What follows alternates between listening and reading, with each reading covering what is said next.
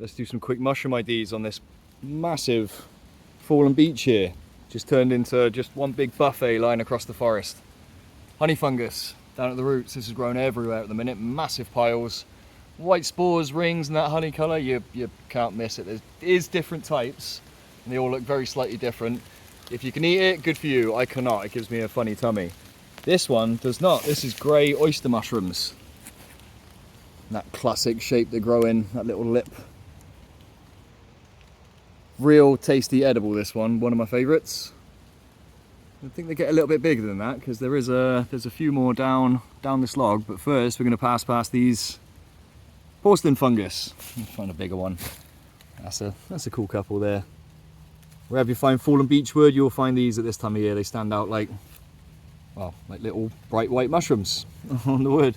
They're a bit slimy, so I won't be picking these today. They're not my favourite to eat. You've got to get rid of that slime, or you've got to cook them in the way that means you don't really emphasise it. There's some more of these grey oysters down here.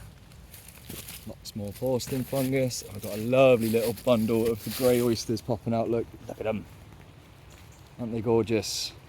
It's going to be a real nice little bundle. And there's another one just here.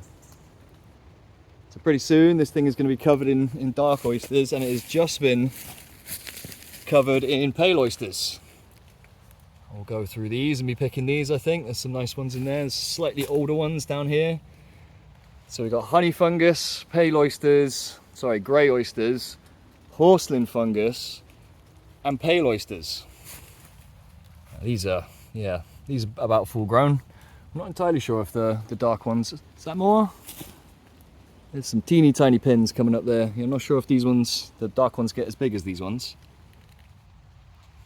But they're just really good. You can find them in winter time, springtime, autumn time, summertime. And this is where I will come to check. Fantastic. Yeah, beech trees are very special. They've got lots of relationships. They've got the most relationships with mushrooms. So the mycorrhizal ones that pop out from the root network, the beneficial ones that are symbiotic with the trees, and of course the ones that are saprotropic, which grow on the wood and decompose it and turn it back into food for the rest of these fantastic creatures around us. Yeah, and it is beautiful out in the forest today. Don't be afraid of a bit of drizzle. Love it. Thanks again, everybody.